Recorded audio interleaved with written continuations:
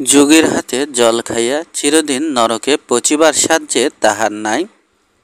সবসময় এই কথাটা সে ঘোষণা করিতে করিতে গলা কাঠ হইয়া আসিলে যোগীর দেওয়া জল খাইয়াই তৃষ্ণা মেটায়।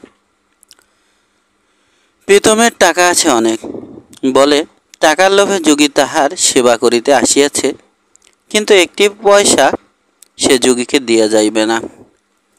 যা কিছু তাহার আছে সব সে কাইলেই বাবুদের জিম্মা করিয়া দিবে, আর পলাতক ছেলেটা আসিলে সে পাইবে। ছেলেটা প্রীতমের ফিরিয়া আসিল বলিয়া। রাসু একবার প্রীতমকে দেখিতে আসিয়াছিল। প্রীতম তাহাকে দূর দূর করিয়া খেদাইয়া দিয়াছে। রাতারাতি খুন করিয়া ময়নাদ্বীপ ফেরত ডাকাতটা যে তার সর্বস্ব লইবে, অত বোকা প্রীতম নয়।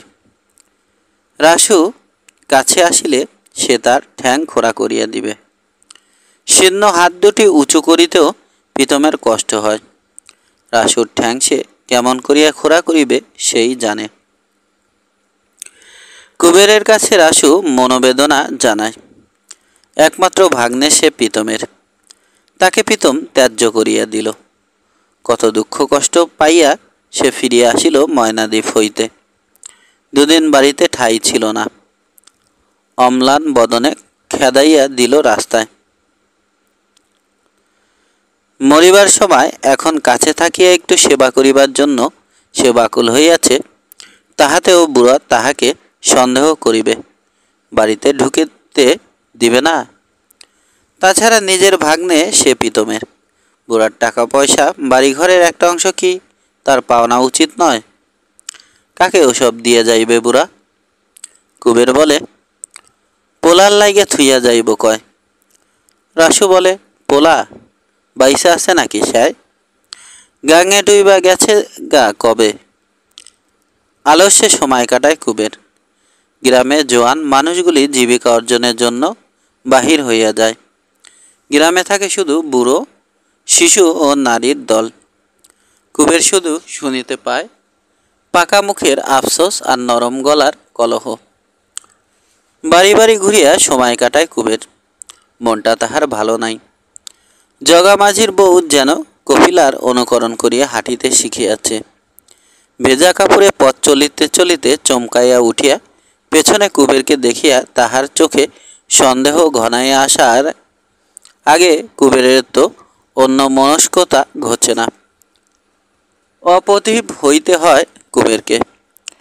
নকুলের বাড়ির সামনে কুলগাছটার তলে একদিন কপিলার পায়ে কাঁটা বিঁধিয়াছিল। মিছা কথা, কাঁটা বেঁধে নাই। বলিয়া কুবেরকে জড়াইয়া ধরিবার ছল সেটা কপিলার। কেতুপুরের দুর্গা প্রতিমা দেখিয়া ফিরিবার সময় সেদিন কি ছলনাময়ী কপিলা হইয়া উঠিয়াছিল। গোপীকে আনিবার নাম করিয়া কুবের একদিন ভোর ভোর গ্রাম ছাড়িয়া বাহির হইয়া পড়িল। শ্যামাদাসের বাড়ি আকুরটাকুর গ্রাম। হাঁটা পথে 12-13 মাইল। ক্ষেতের আল দিয়া আঁকিয়া বাকিয়া চলিতে চলিতে কতবার যে কুবের ভাবিল ফিরিয়া আসে।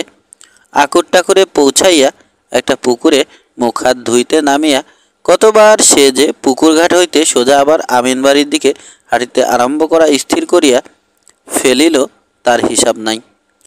তবু শেষ পর্যন্ত শ্যামাদাসের বাড়ির দরজাতেই পথ শেষ হইল তাহার। শ্যামাদাস মাঠে গিয়েছিল, কিন্তু শ্যামাদাসের মা বোন ঘর বাড়ি জুড়িয়া আছে। কপিলা এখানে ঘোমটা টানা বউ। কুটুমকে শ্যামাদাসের মা খাতির করিয়া বসিতে দিল। কুশল এদিকে আসিবার প্রয়োজন জিজ্ঞাসা করিল। শ্যামাদাসের বাড়িঘর দেখিয়া কুবের মনে মনে পীড়িত হইয়া উঠিয়াছিল। ভালো রকম জবাব দিতে পারিল না। 4 ভিটার 4খানা বড় বড় ঘর শ্যামাদাসের। চারদিকে ল্যাপাপোষা ঝকঝকে। ঘরের মধ্যে উকি দিলে কত জিনিস চোখে পড়ে। কাঠের সিন্দুক, বেতের ঝাঁপি, বাসন কোসন, কত কিছু। উঠানের এক পাশে ধানের মড়াই, অপর পাশে গোয়াল ঘর। লক্ষ্মী চিরি মাখানো সম্পন্ন গৃহস্থের ঘর সংসার। কুবেরের ভাঙা কুটিরের তুলনায় বৈকুণ্ঠপুরী। বুকের ভিতরে টাটায় কুবেরের। এই বৈকুণ্ঠের লক্ষ্মী গিয়া তাহার ভাঙা ঘরে সাকান্ন খাইয়া কটা দিন কাটাইয়া আসিয়াছিল বলিয়া আজও সে আকাশকুসুম রচনা করে। ভাবে আজও লক্ষ্মীর মন পড়িয়া রহিয়াছে কেতুপুরে তাহার সেই নোংরা নৃত্যে। কি বোকাই কুবের ছিল। কপিলা জিজ্ঞাসা করে, খবর কি মাঝি? কি মনে করে আইলা? ভালা নিয়ে আছে পোলাপানরা? ডুরে শাড়ি পরিয়াছে কপিলা। চুলের তেলে কপাল তাহার ভিজিয়া গিয়াছে। দেহ যেন উথলিয়া উঠিয়াছে কপিলার, বর্ষার পদ্মার মতো। কি ভীষণ খুশি মনে হইতেছে কপিলাকে। নিজের মলিন কাপড় ও চাদরটির লজ্জায় কুবেরের ছুটিয়া পালাইতে ইচ্ছা হইতে থাকে। কয়েক মিনিট সাধারণ কথাবার্তা বলিয়া কপিলা আবার রাঁধিতে যায়। আরও খানিকক্ষণ আলাপ করিয়া কপিলার শাশুড়িও প্রস্থান করে। বাড়ির দু একটি ছেলে মেয়ে শুধু ঘোরাফেরা করে কুবেরের কাছে, তারপর তারাও চলিয়া যায়। কুবের বসিয়া থাকে একা। বোকা, নোংরা, অপদার্থ কুবের। ময়নাদ্বীপে এনায়েত ও বসিরের কথা কুবেরের মনে পড়ে। মনে পড়ে জ্যোৎস্নালোকে হোসেনের কুঠিরের দাওয়ায় বন্দি এনায়েতের ভাত খাওয়া, যার জন্য দ্বীপের অধিবাসীদের কাছে কবার সে মায়ের খাইয়াছে, তারই আনিয়া দেওয়া ভাত। হোসেনের কল্যাণে কদিন পরে মিলনও তাহাদের হইবে। প্রকাশ্য, সামাজিক, আইনসঙ্গত মিলন। কি আশ্চর্য ভাগ্য লইয়া এক একটা লোক জন্মায় জগতে। বসিয়া থাকিতে পথ চলার শান্তিতে ঢুল আসে কুবেরের। আধো জাগা আধো ঘুমানো অবস্থায় সে স্বপ্ন দেখিতে থাকে, রচনা করিয়া চলে আকাশ কুসুম। সর্বশক্তিমান হোসেনকে সে যেন বলিয়াছে, কপিলাকে পাইলে সপরিবারে সে ময়নাদ্বীপে গিয়া বাস করিবে। গণেশকেও বলিয়া সে রাজি করিবে যাইতে। হোসেন তাহার চিরন্তন হাসি হাসিয়া যেন বলিয়াছে, তাই করুম কবির ভাই, তাই করুম, আইনা দিমু কপিলারে। তারপর যেন একদিন কপিলা আসিয়া বলে, থাকবার নাকি মাঝি? কুবের বলে, না, 2 দিন থাইকা যাও। আইসো কেন কও দেখি?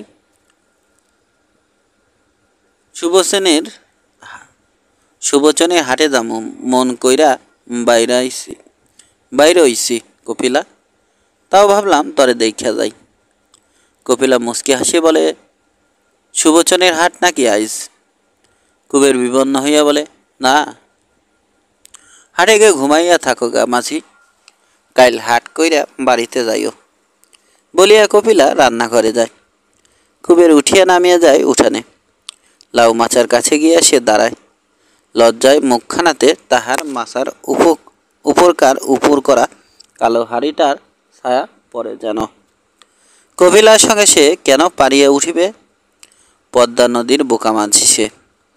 এক হাটে কিনিয়া কপিলা তাহাকে আর এক হাটে বেচিয়া দিয়াছে অনেক দিন আগে। দুপুরবেলা বাড়ি ফিরিয়া কুবেরকে দেখিয়া শ্যামাদাস খুশি হইল। দুজনে পুকুরে চান করিয়া আসিয়া একসঙ্গে খাইতে বসিল। অতিথি আসিয়াছে বলিয়া কপিলা আজ অনেক রান্না করিয়াছে, কিন্তু খাদ্যে কুবেরের রুচি ছিল না। কুবেরের হঠাৎ আসিবার কারণটা শ্যামাদাসও জানিতে চাহিল। কুবের এবার এক আশ্চর্য মিথ্যা রচনা করিয়া বসিল। হোসেন মিয়ার ময়নাদ্বীপে গিয়া বাস করিতে চাহিবে এমন যদি কেহ জানা থাকে শ্যামাদাসের। অনেক সুবিধা সেখানে বাস করার। বাড়িঘর, অন্ন, বস্ত্র, জমি জমা সব এখন বিনামূল্যে পাওয়া যাইবে। 10-20 বছর পরে দ্বীপে বসতির বিস্তার হইলে নামমাত্র খাজনা ধার্য হইবে জমির। পুরুষানুক্রমে সত্ত্ব জন্মিবে জমিতে।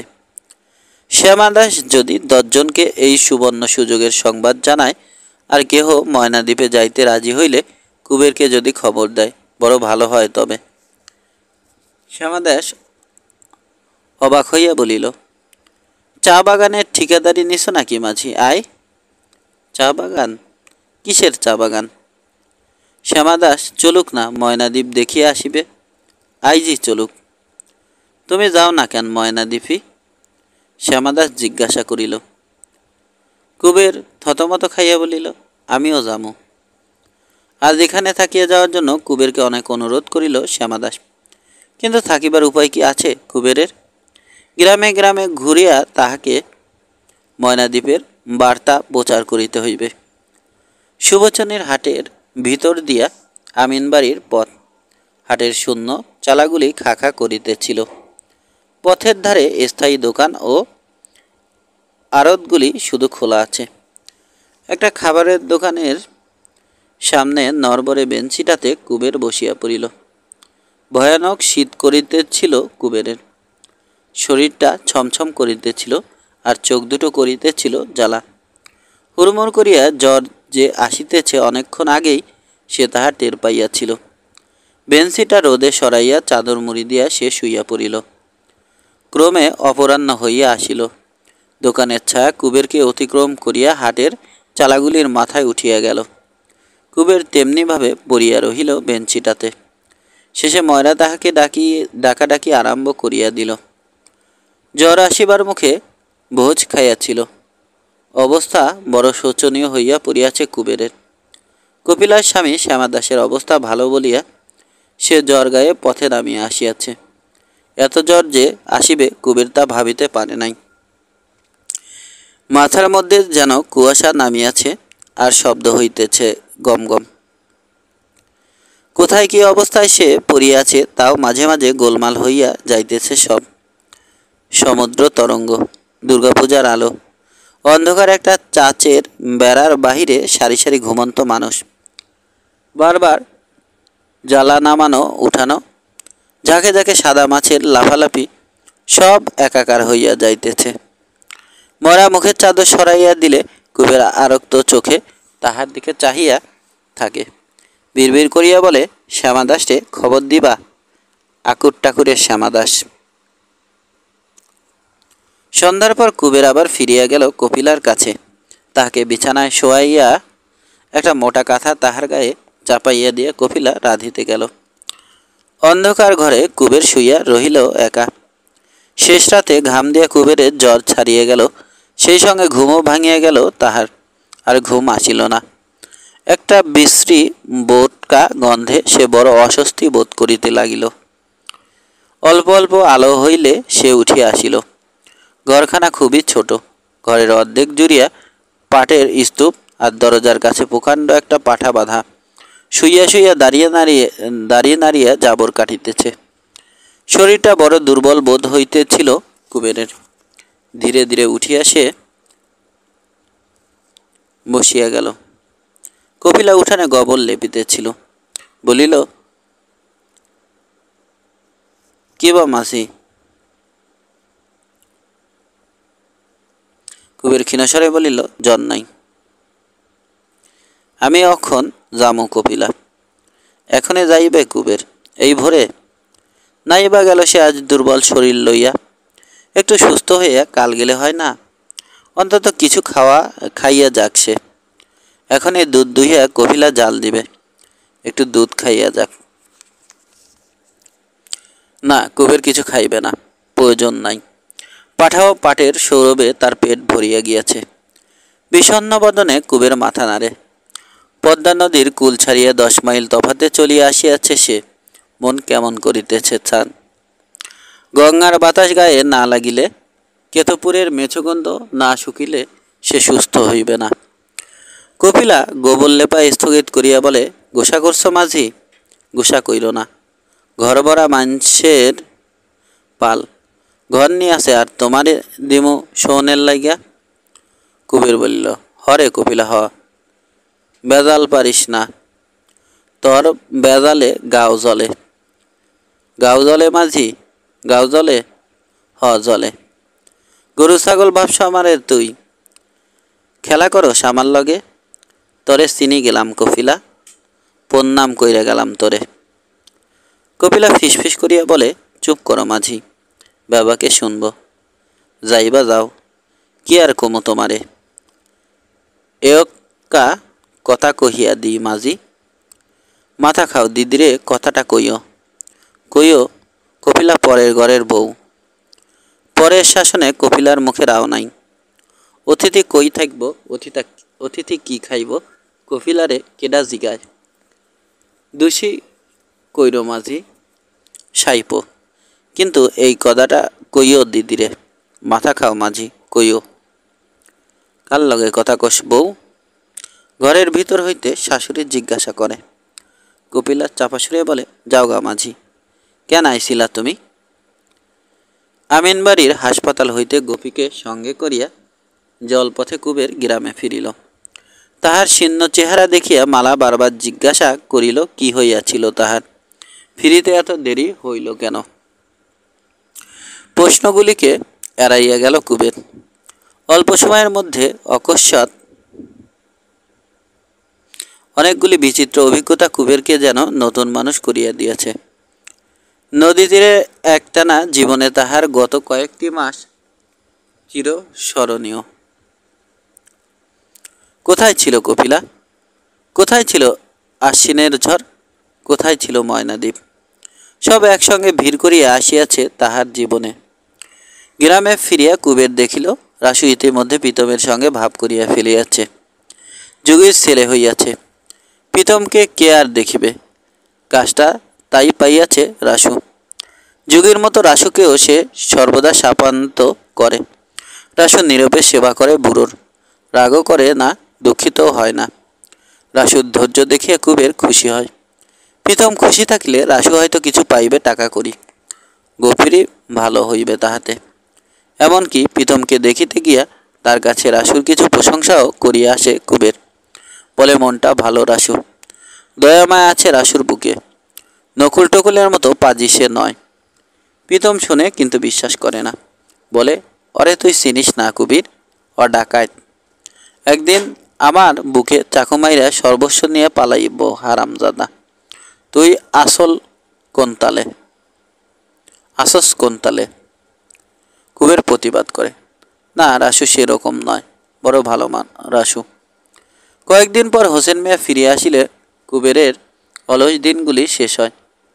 রকমারি ব্যবসা হোসেনের।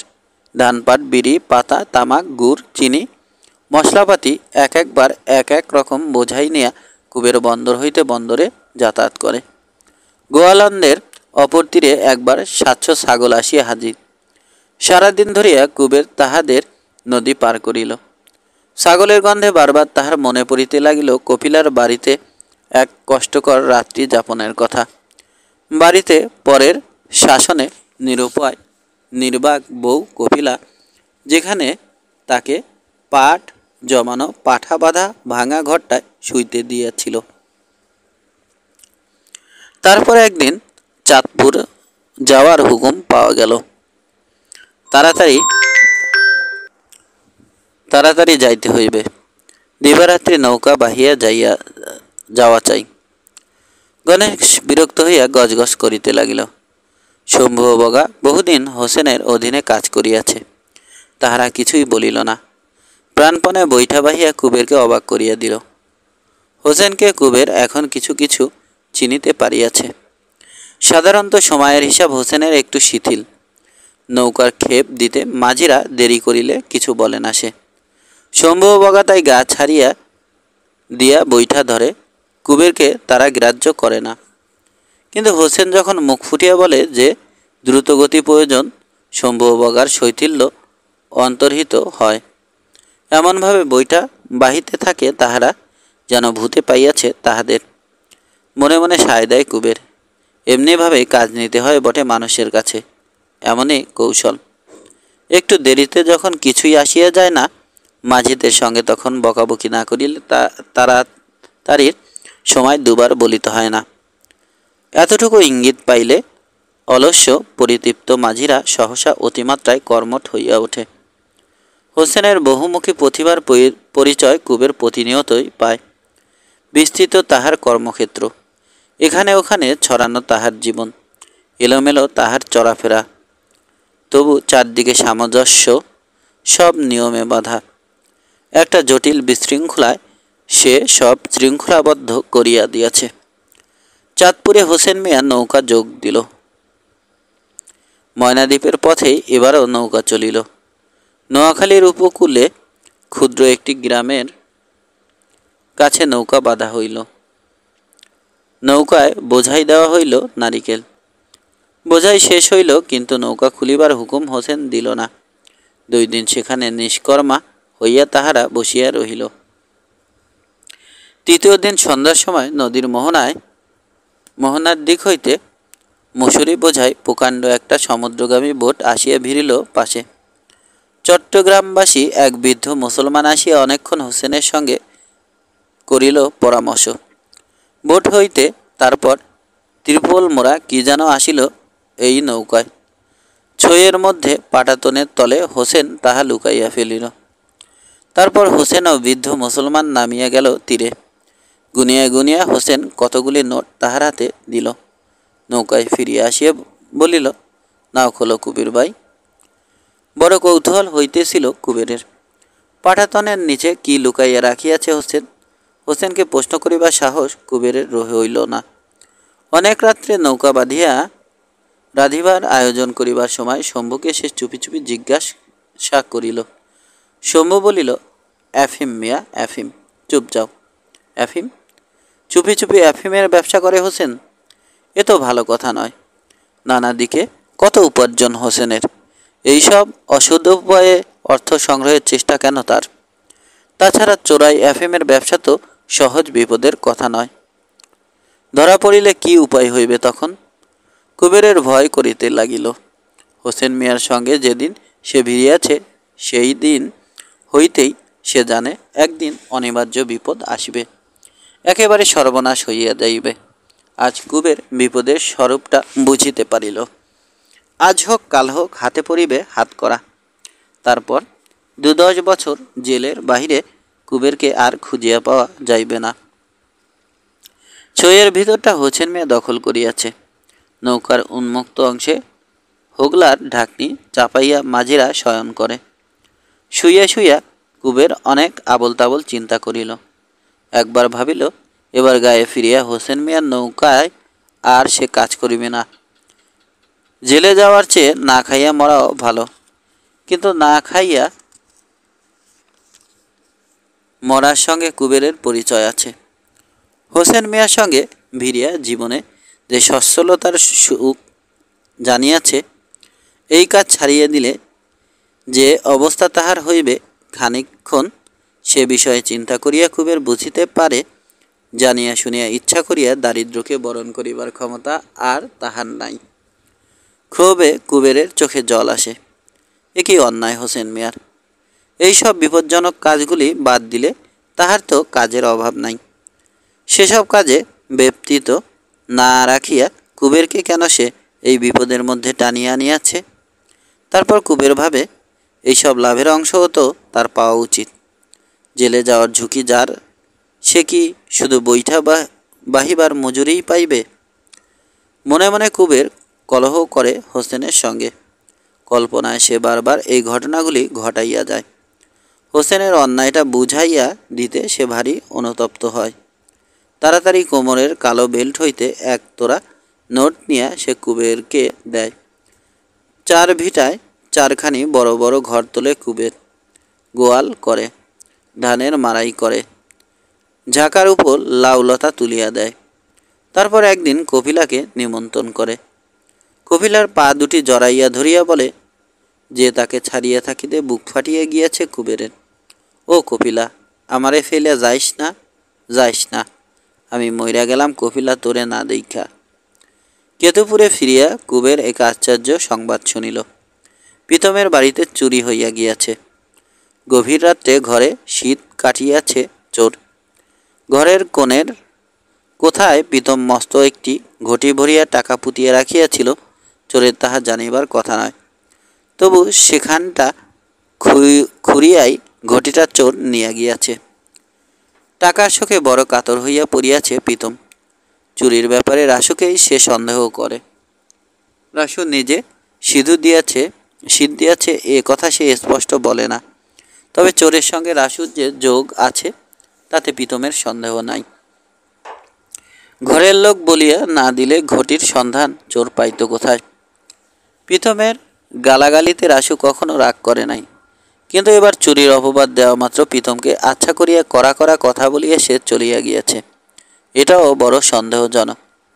চুরির অপবাদের জন্য যেন নয়, টাকার সঙ্গেই যেন সে গিয়াছে। এতদিন গেল না কেন তবে? প্রীতমের যতদিন টাকা ছিল। কুবের খবর নিতে গেলে প্রীতম কাঁদিয়া চোর, রাসু ও বিশ্ব সংসারের বিরুদ্ধে তার নালিশ জানাইতে লাগিল। হায়, তার সারা জীবনের সঞ্চয় 7 কোটি 13 টাকা! কোথায় আছে তার সেই পলাতক পুত্র? বুড়ো বাবাকে মনে করিয়া কবে ফিরিয়া আসিবে সেই আশায় শীতল যে টাকাগুলি জমাইয়া রাখিয়াছিল, সে কি চোরকে দিবার জন্য? লক্ষ্মী ছাড়া রাসুর পেটে যাওয়ার জন্য? কুবের বলে, রাসু জানল কি বা কই থুইছিলা বা ঘটি? তাকে প্রীতম জানে যে শয়তান রাসু কেমন করিয়া যেন টের পাইয়া গিয়াছে ঘটিটা কোথায় পোতা ছিল। রাসুর অসম্ভব কাজ নাই। ঘটির সন্ধান করিতেই হয়তো সে আসিয়াছিল প্রীতমকে সেবা করিবার ছলে। সারাদিন ঘরের মধ্যে ঘুরিত রাসু, একন ওকন করিয়া বেড়াইত, আর তীক্ষ্ণ দৃষ্টিতে মেঝের দিকে চাহিয়া কি যেন খুঁজিত। তখনই সন্দেহ হইয়াছিল প্রীতমের। হায়, তখন যদি সে সাবধান হইত! কুবের বিশ্বাস করিল না রাসুর অপরাধ। ঘটি কোথায় পোতা তাই যদি রাসু জানিবে, চোরের সঙ্গে যোগ দিয়া টাকার সে ভাগিদার জুটাইবে কেন? নিজেই তো অনায়াসে চুপি চুপি ঘটিটা সরাইয়া ফেলিতে পারিত। তারপর গর্ত বুঝাইয়া লেপিয়া মুছিয়া ঠিক করিয়া রাখিলে কতকাল পরে প্রীতম টাকা চুরির কথা টের পাইত ঠিক ছিল না। শুধু শীত কাটিবার হাঙ্গামা রাসু করিতে যাইবে কেন? চৌকিদার থানায় খবর দিয়াছিল। পুলিশ আসিয়া চুরির তদন্ত করিল। পুলিশ দেখিয়া কুবেরের বুকের মধ্যে কাঁপিতে আরম্ভ করিয়া দেয়।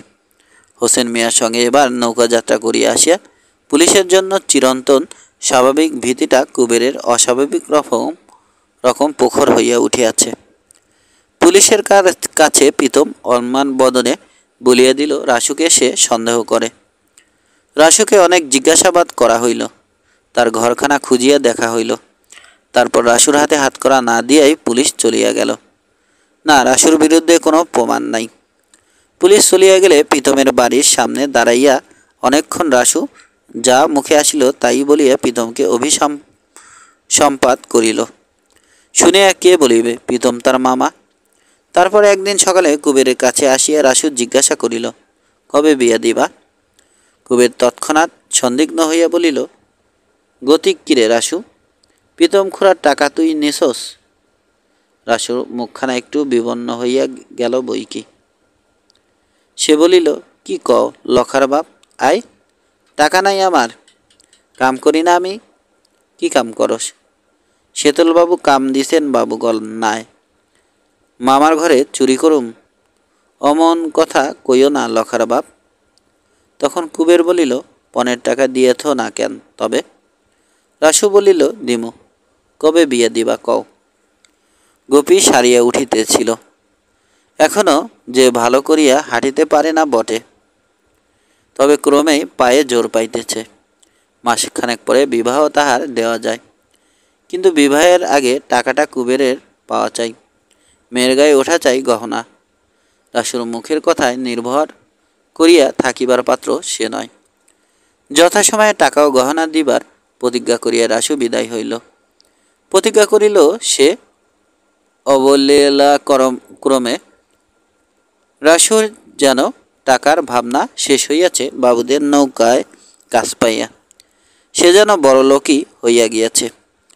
টাকা ও গহনার কথা শুনিয়া একদিন মুখে তাহার কালিমা ঘনাইয়া আসিয়াছিল, আর সে নির্ভয় নিশ্চিন্ত। মালা বলে, রাসুকে যান কেমন কেমন দেহি, আমি ডরাই মাঝি। কুবের বলে, ডরাইয়া কাম নাই তর, আয় বলিয়া মালা অবাক হইয়া থাকে। কুবের গোপীকে ডাকে, লাঠি ধরিয়া হাঁটিতে বলে গোপীকে। গোপী কষ্টে উঠিয়া দাঁড়ায়, কষ্টে 2-1 পা হাঁটে। কুবের তীক্ষ্ণ দৃষ্টিতে চাহিয়া দেখিয়া বলে, সারব গোপীর মা, খাসা সারব, পাও খান গোপীর। রাসুর লগে কেন দিমু বিয়া? কইলা যে রাসুরে? কুবের একগাল হাসে, বলে তুই নে মাইয়া লোক গভীর মা, বোঝস না? রাসুরে হাতে থুইছি, পাও যদি না সারে মাইয়ার, রাসুর লগেই দিমু। আর সাইরা যদি যায় গভীর মা, পাওখানা যদি সাইরা যায় গভীর। মহা উৎসাহে কুবের গভীর হাঁটুতে হাসপাতালে দেওয়া ওষুধ মালিশ করিতে থাকে। জোরে জোরে ঘষে কুবের, ব্যথায় গভীর কাতরায়। কুবের ধমক দিয়ে বলে, চুপ থাক, চুপ থাক, জোর জোর না দিমু তো সারব কেন? মালিশ করিতে করিতে থামিয়া গিয়া হাঁটুটা সে টিপিয়া পরীক্ষা করিয়া দেখে। বলে, ফোলা কমে নাই গভীর মা? হ, কম যেন লাগে। বলিয়া মালা উৎসুক চোখে গভীর পায়ের দিকে চাহিয়া থাকে। অনেকক্ষণ পরে সলজ্জভাবে বলে, মনে একটা স্বাদ ছিল মাঝি, কমু? হ, এমনিভাবে ভনিতা করে মালা। মালার তামাটে মুখখানা একটু রাঙা দেখায়। আস্তে আস্তে সে জিজ্ঞাসা করে কুবেরকে, হাসপাতালে যে ডাক্তার গভীর পা ভালো করিয়া দিয়াছে, সে কি মালার পাখানার কিছু করিতে পারে না? একবার গিয়া দেখাইয়া আসিলে হয়। কিন্তু কিছু যদি ডাক্তার না করিতে পারে, নাই করিবে। মালার বড় সাত একবার গিয়া দেখাইয়া আসে। কুবের কি বলে? কুবের গম্ভীর হইয়া বলে, তোর পায়ের কিছু হইব না গভীর মা। কেন হইব না কেন? মালা জিজ্ঞাসা করে। আহা, একবার দেখাইয়া আসিতে দোষ কি? ডাক্তার যদি বলে কিছু হইবে না, নিজের কানে শুনিয়া আসিয়া মালা নিশ্চিত হইয়া থাকিবে। একবার লইয়া চলুক কুবের তাহাকে। এক ফোঁটা যদি মায়া থাকে তার জন্যে কুবেরের বুকে, একবার সে তাকে লইয়া চলুক সদরের হাসপাতালে। কুবের কি বুঝিবে? খোড়া পায়ের জন্য সারা জীবন কি দুঃখ মালা পুষিয়া রাখিয়াছে মনে। না, লইয়া যাইবে না কুবের। আই গো কুবেরের পাষাণ প্রাণ। মালার চোখে জল আসে। বিনাইয়া সে বলিতে থাকে, যে মেয়ের জন্য কুবের 10 বার হাসপাতাল যাইতে আসিতে পারে, মালাকে একবার শুধু একটিবার লইতে তাহার আপত্তি। অনেক পাপ করিয়াছিল আর জন্মে মালা, এবার তাই এমন কপাল লইয়া জন্মিয়াছে। কোলের ছেলেটাকে মালা মাই সারাইয়া নিচে ফেলিয়া দেয়। ঘুরিয়া ঘুরিয়া বসিয়া দরজার খুঁটিতে ঠক ঠক করিয়া মাথা ঠোকে আর কাঁদিতে কাঁদিতে আহ্বান করে মরণকে। যে মরণ এমন নির্দয় যে মালার মতো পোড়া কপালির দিকে ফিরিয়াও তাকায় না। চুপ যা গভীর মা, চুপ যা। কেন চুপ যাইবে? কুবেরের দরদ আছে নাকি মালার জন্য? সে তো কপিলার মতো ভঙ্গি করিয়া হাঁটিতে পারে না যে তাকে লইয়া কুবের আমিনবাড়ির হাসপাতালে যাইবে। কুবের বিবন্ন হইয়া বলে, কিবা কথা কোষ গভীর মা? মাইরে ফেলুম কইলাম। তারপর সে সুর বদলাইয়া বলে, হাসপাতালে যাওনের লাগে কাঁদনের কাম কি? আয়, যাইবার চাস নিয়ে যা মনে, যা মুখে লয় কইরা রাগাইস না গভীর মা। মালা ফোসফোস করিতে করিতে বলে, নিবা নিজস, নিবা নেমো। কিন্তু মালাকে আমিনবাড়ি নিয়ে যাওয়ার সময় কুবেরের হয় না। হোসেন মিয়ার কাজের এখন অন্ত নাই। অবিরত চালান আসিতেছে, চালান যাইতেছে। এবছর সতেজে ব্যবসা আরম্ভ করিয়াছে হোসেন। মাঝখানে আবার একবার নৌকা লইয়া নারিকেলের ও চোরাই আফিমের চালান আনিতে কুবেরকে সেই নোয়াখালীর উপকূলে যাইতে হইল। এবার আফিম পৌঁছাইয়া দিল একটি স্টিম লঞ্চে। লঞ্চে এক সাহেব আসিয়াছিল। হোসেন মিয়াকে কি তার খাতির। আফিমের পুটুলি নিয়া নৌকা চালাইতে এবারও কুবেরের বুকের মধ্যে সমস্ত পথ একটা আতঙ্ক জাগিয়ে রহিল। গতবার ফিরিয়া গিয়া হোসেন প্রত্যেক মাঝিকে 10টা করিয়া টাকা বকশিস দিয়াছিল। এবারও দিবে সন্দেহ নাই। কিন্তু টাকার কথা ভাবিয়া কুবেরের এক বিন্দু আনন্দ হইল না। গণেশ জিজ্ঞাসা করে, কি ভাবো কুবেরদা, ঝিমাও কেন? মিয়াভাই আফিম দিছে নাকি? কুবের বলে, চুপ যা বলদ। গণেশ বলে, কুকির মা রূপর পয়সা চাই কুবিরদা। ভাবি কি এবার মিয়াবাই টাহা দিলি দিমু পয়সা গড়াইয়া কুকির মারে। গণেশের খুশি ধরে না। কুবেরের গায়ে ঠেলা দিয়ে বলে, হোসেন মিয়ার নাই কাম নিয়া বড় কাম করছো কুবিরদা। তাহার মুখ দেখলাম। কুবের তীক্ষ্ণ দৃষ্টিতে সুদূর নদীবক্ষে চাহিয়া বলে, ওটা কিরে গনসা, পুলিশের লঞ্চও নাকি? হ। কুবের শিহরিয়া বলে, কোন দিকে যায়?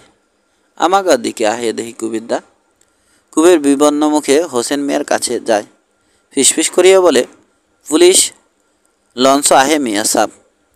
হোসেন মৃদু মৃদু হাসে, বলে, বইটা ধরো গিয়া কুবির ভাই। হোসেন মিয়া থাকতি কারে ডরাও, নদীর মধ্যে জাল ফেলাইয়া মাল উঠাইব কোন হালার পুত। হ। বিপদ ঘনায় আসিলে আফিমের বান্ডিল নদীর জলে ফেলিয়া দিলেই চুকিয়া গেল। তাই হইবে বোধ হয়। সেই জন্যই হয়তো হোসেন সর্বদা জলপথে আফিমের চালান নিয়ে আসে। নতুবা নোয়াখালী হোক চট্টগ্রাম হোক, রেলে স্টিমারে চাঁদপুর আসা ঢের সুবিধা। কুবেরের ভয় কিছুটা কমে, তবু সুদূর পুলিশ লঞ্চের দিক হইতে দৃষ্টি সে ফিরাইতে পারে না। লঞ্চটি যখন ক্রমে ক্রমে আসিয়া পাশ দিয়ে চলিয়া যায়, কুবের শ্বাসরোধ করিয়া থাকে। একদিন ভোরবেলা বাড়ি ফিরিয়া কুবের মালাকে দেখিতে পাইল না। গোপী বলিল, রাসুর সঙ্গে মালা আমিনবাড়ি হাসপাতালে গিয়াছে। কুবের রাগিয়া বলিল, কার নাই? বাবু গনায়। 3 দিন নদীর বুকে কাটাইয়া আসিয়াছে। মেজাজ গরম হইয়াছিল কুবেরের। রাগে সে গুম খাইয়া রহিল। গোপী গড় করিয়া ব্যাপারটা বিস্তারিত বলিয়া গেল।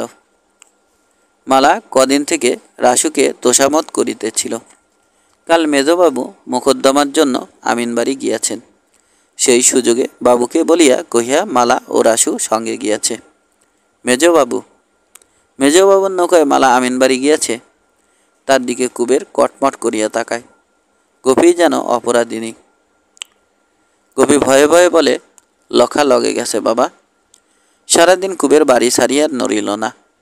জীবনটা হঠাৎ তিত হইয়া গিয়াছে কুবেরের কাছে। সমস্ত সকাল বেলাটা সে রাগে আগুন হইয়া রহিল।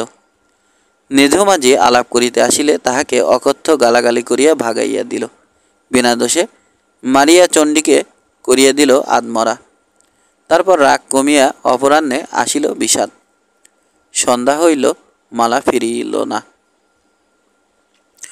অন্ধকারে গা ঢাকা দিয়া আসিল হোসেন। কুবের ছাড়া বড় ঘরখানা হইতে সকলকে সরাইয়া দিয়া ঘরের মাঝখানের খুঁটি বাহিয়া উঠিয়া নিজে সেচালের খড় ফাঁক করিয়া ছোট ছোট 2টি বান্ডিল লুকাইয়া ফেলিল। খুঁটি বাহিতেও জানে হোসেন। গুণের লোকটার অন্ত নাই। কুবের নীরবে এই অদ্ভুত কাণ্ড চাহিয়া দেখিল, কিছু বলিল না। নামিয়া আসিয়া হোসেন বলিল, ডরাইও না কুবের ভাই, ডর নাই। কুবের মুহ্যমানের মতো মাথা নাড়িল। হোসেন বলিল, যে পুটুলি 2টি যতদিন সে না লইয়া যায় কুবেরের ছুটি। সারাদিন বাড়ি আসিয়া আরাম করিবে কুবের। কেমন? চালে গোজা জিনিস 2টিকে সে পাহারা দিবে বটে, কিন্তু বারবার ওদিকে চাহিবার প্রয়োজন নাই কুবেরের। একেবারেই না তাকানোই ভালো। না, ঘরের চালায় কিছুই গোজা নাই কুবেরের। অন্ধকারে গা ঢাকা দিয়া আজ হোসেন তাহার বাড়ি আসে নাই। খুঁটি বাহিয়া উঠিয়া ঘরের চালে কিছুই সে গুজিয়া রাখে নাই। কি কও কুবির ভাই, তাই না? হোসেন মৃদু মৃদু হাসে। হ বলিয়া কুবের সায় দেয়। সকলের চেয়ে বিশ্বাসী, সকলের চেয়ে নিরাপদ এই সরল পদ্মা নদীর মাঝিটাকে হোসেন মিয়া যেন ভালোবাসে। কত টাকা হোসেন মিয়ার দূরে দূরে ছড়ানো, কত বড় তাহার ব্যবসা। 11 মাইল লম্বা একটা দ্বীপের সে মালিক। কুবের তো তাহার চাকর। তবু কুবেরের ছেঁড়া চাটাইয়ে হোসেন আরাম করিয়া বসে, বন্ধুর মতো গল্প করে কুবেরের সঙ্গে। চেনাই যেন যায় না এখন হোসেনকে। হোসেনের নৌকায় কাজ নেয়ার আগে কুবের তো তাকে শুধু সঙ্গতিপন্ন বলিয়া জানিত। অসংখ্য উৎস হইতে হোসেনের যে কত টাকা আসে এখন ভাবিতে গেলে কুবেরের মাথা ঘোরে। সে আর গণেশ শুধু জানিয়াছে, কেতুপুরের আর কেহ হোসেন মিয়ার রহস্য জানে না। টাকাওয়ালা মানুষের সঙ্গে মেশে না হোসেন, তাদের সঙ্গে সে শুধু ব্যবসা করে। মাল দিয়ে নেয় টাকা, টাকা দিয়ে নেয় মাল। মাঝিরা তাহার বন্ধু। অবসর সময়টা সে পদ্মার দিন দরিদ্র মাঝিদের সঙ্গে গল্প করিয়া কাটাইয়া দেয়। টাকার ফাঁপানো ব্যাগ পকেটে নিয়ে বর্ষার রাত্রে জীর্ণ চালার তলে চাটাইয়া শুইয়া নির্বিবাদে ঘুমাইয়া পড়ে। সেদিন রাত্রে মালা ফিরিল না। পরদিন বেলা 12টার সময় হাতের ভরে দুলিতে দুলিতে সে গৃহে প্রবেশ করিল। নদীর ঘাট হইতে এতটা পথ এমনিভাবে আসিতে কাপড়খানা তাহার কাদামাখা হইয়া গিয়াছে। কুবের খাইতে বসিয়াছিল, একবার চাহিয়া আবার খাওয়ায় মন দিল। ঘরে গিয়া কাপড় বদলাইয়া মালা দাওয়ায় আসিয়া বসিল। কুবের চোখ তুলিয়া তাকায় না। চড়া গলায় পিসিকে আর দুটি ভাত আনিতে বলে। মালা বলে, অগো শুনছ? না, কুবের শুনিতে পায় না, সে বধির হইয়া গিয়াছে। মালা বলে, তুমি তো নিলা না, রাসুল লগে তাই হাসপাতালে গেছিলাম, গোসানি করছো। জবাবের জন্য মালা খানিকক্ষণ অপেক্ষা করে, তারপর সজল কণ্ঠে বলে, ডাক্তার কয় পাও সারণের না আমার। আর কত কথা মালা বলে, কুবের সারা শব্দ দেয় না। খাইয়া উঠিয়া নীরবে তামাক টানিতে থাকে। গোয়ার কি সহজ কুবের। মালা শেষে রাগিয়া বলে, কেন মাঝি কেন, এত গোসা কেন? কবে কই নিছিলা আমারে? চিরডাকাল ঘরের মধ্যে থাইকা আইলাম, একা দিনের লাইগা বেড়াইবার যাই যদি, গোসা করবা কেন? যা বেড়া গিয়া, হারামজাদি বদ। কি কইলা মাদি, কি কইলা? তারপর কি কলহই দুজনে বাঁধিয়া গেল।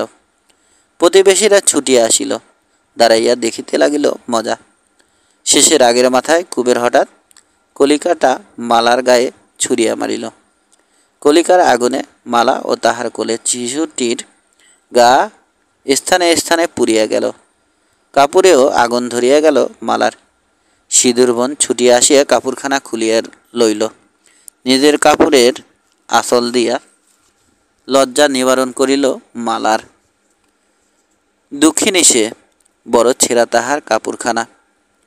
স্ত্রী পুরুষে ভিড় করিয়াছে অঙ্গনে। তাহাদের সামনে পঙ্গু অসহায় স্ত্রীর এই দশা। মালার দুরবস্থায় আমোদ পাইয়া সকলে হাসিয়া আছে। কে যেন হাততালি দিল। এতক্ষণে চমক ভাঙিল কুবেরের। লাফাইয়া দাওয়া হইতে নামিয়া গাল দিতে দিতে সকলকে সে বাড়ির বাহির করিয়া দিয়া আসিল। তারপর নিজের একখানা কাপড় আনিয়া দিল মালাকে। ক্রমে ক্রমে শীত কমিয়া আসিল। কেতুপুর গ্রাম ও জেলেপাড়ার মাঝামাঝি খালটা শুকাইয়া গিয়াছে। পদ্মার জলও কমিয়াছে অনেক। ক্রমে ক্রমে মাঠগুলি ফসল শূন্য হইয়া খা খা করিতে লাগিল। পায়ে চলা পথগুলি স্পষ্ট ও মসৃণ হইয়া আসিয়াছে অনেক দিন আগে। আম গাছে কচি পাতা দেখা দিয়াছে। দেখিতে দেখিতে পাখির সংখ্যা বাড়িয়া গিয়াছে দেশে। ঝাঁক বাঁধিয়া বুনো হাঁসের দলকে উড়িতে দেখা যায়। উত্তরাভিমুখী নৌকাগুলি দক্ষিণে জোরালো সমগতি বাতাসে বাদাম তুলিয়া তত্তর করিয়া ভাসিয়া যায়। দূরে গেলে অতিথি হাঁসগুলির মতোই রহস্যময় মনে হয় তাদের। মাছ দুধ সস্তা হইয়াছে। পদ্মার চর হইতে কলসি ভরা দুধ আসিয়া বাজারে 4 পয়সা সেরে বিকাইয়া যায়। শীতে কুকরানো গ্রামগুলি গা মেলিয়াছে। সকাল সন্ধ্যায় মালা কাপড় ভাঁজ করিয়া লখা ও চণ্ডীর শরীর ঢাকিয়া গলায় বাঁধিয়া দেয় না। খালি গায়ে তাহারা শুকনো ডোবা পুকুরের কাদা ঘাটিয়া মাছ ধরিতে যায়। ফাটা চামড়া উঠিয়া গিয়া ত্বক মসৃণ হইয়া আসিতেছে সকলের। মালার রং যেন আরো ফর্সা হইয়া আসিয়াছে। এক মুষ্টি যৌবন যেন অতিরিক্ত আসিয়াছে মালার দেহে। মালাকে চাহিয়া রাত্রে কুবেরের ঘুম ভাঙে। কোনোদিন গৃহে, কোনোদিন পদ্মার বুকে। রাসুর সঙ্গে গোপীর বিবাহের বন্দোবস্ত কিন্তু হইয়া গিয়াছে বাতিল। এ কীর্তিও হোসেন মিয়ার। সোনাখালীর একটি পাত্র হোসেন ঠিক করিয়া দিয়াছে গোপীর জন্য। নাম তার বঙ্কু। বয়স বেশি নয়। এ জগতে বঙ্কুর আপনার কেহ নাই বটে, কিন্তু হোসেন মিয়া আছে। হোসেন মিয়া যার মুরব্বী, কিসের অভাব তার। বঙ্কু 5 কোটি টাকা পণ দিবে কুবেরকে। গোপীকে গহনা দিবে 3 কোটি টাকার। আর একদিন জেলে পাড়ার সকলকে দিবে ভোজ। একথা জানিতে কুবেরের বাকি নাই যে বিবাহের পর নবদম্পতিকে হোসেন ময়নাদ্বীপে লইয়া যাইবে। কিন্তু জানিয়া কি লাভ? হোসেন মিয়ার অবাধ্য কুবের কেমন করিয়া হইবে? তাছাড়া 5 কোটি টাকার মায়া ত্যাগ করিবার সাধ্য কুবেরের নাই। বিবাহ দিলে মেয়ে পরের ঘরে যায়, কাছে অথবা দূরে। গোপী না হয় যাইবে দূরে, অনেক দূরের ময়নাদ্বীপে। হয়তো কখনো একটু মন কেমন করিবে কুবেরের, কিন্তু তার প্রতিকার কি? মন তো অনেক কারণেই কেমন করে মানুষের। খবর শুনিয়া রাসু গালাগালি করিয়া গিয়াছে, বলিয়াছে কথা দিয়ে কথা রাখিল না কুবের। কুবেরের সে সর্বনাশ করিয়া ছাড়িবে। যোগীকে গিয়া রাসু বুঝি ধরিয়াছে। তারপর একদিন শীতল আসিয়া রাসুর স্বপক্ষে খানিকক্ষণ ওকালতি করিয়া গিয়াছে কুবেরের কাছে। বলিয়াছে টাকা যদি বেশি চাই কুবের, সে তা বলে না কেন? সোনাখালির পাত্র যত টাকা দিতে চায় তাই দেবে রাসু। গ্রামে রাসুর মতো পাত্র থাকিতে দূরদেশে মেয়েকে কুবের পাঠাইবে কেন? কেন? এ কেন জবাব দিবার ক্ষমতা নাই কুবেরের। ময়নাদ্বীপে গিয়া গোপীকে বাস করিতে হইবে ভাবিলে জালে আবদ্ধ ইলিশ মাছের মতো মাঝে মাঝে তারও মনটা কি ছটফট করে না? তবু তাকে এসব বলা মিছে। একদিন গোয়ালন্দে অধরের সঙ্গে কুবেরের দেখা হইয়া গেল। অধর বলিল, কয়েকদিন আগে কপিলা চরডাঙ্গায় আসিয়াছে, কিছুদিন থাকিবে। বাড়ি ফিরিয়া কুবের সেদিন মালাকে বড় দরদ দেখায়। বলে মালা কতকাল বাপের বাড়ি যায় নাই, ইচ্ছা করে না যাইতে। ইচ্ছা যদি হয় তবে, না হয় চলুক মালাকাল, 2-4 দিন থাকিয়া আসিবে। মালা বলে, না, বাপের বাড়ি যাওয়ার ইচ্ছা তাহার নাই। বাপ কি যাইতে বলিয়াছে তাকে? এতকাল সে যায় নাই, একবার কি দেখিতে আসিয়াছে তাকে? মালা কাঁদো কাঁদো হইয়া যায়, বলে তার মনটা শুধু পোড়ায় বাপ ভাইয়ের কথা ভাবিয়া। তার জন্য ওদের কারো দরদ নাই। কেন সে যাইবে বাপের বাড়ি যাচিয়া? কুবের বিপন্ন হইয়া বলে, গেলে দোষী বাকি, বাপের বাড়ি তো বটে, যাচিয়া বাপের বাড়ি যাইতে কারো লজ্জা নাই। কালই চলুক মালা, 2 দিন 1 দিন পরেই ফিরিয়া আসিবে। এবার মালা সন্দিগ্ধ হইয়া বলে, যাওনের লাইগা জিদ করো কেন মাঝি? জিদ কিবা? দরদ করিয়া কইলাম জিদ। মালার উপর রাগের সীমা থাকে না কুবেরের।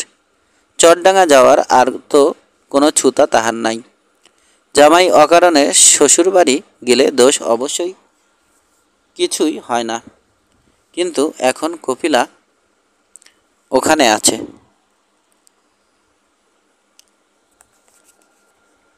হঠাৎ কুবেরের আবির্ভাব ঘটিলে কে জানে কি ভাবিয়া বসিবে।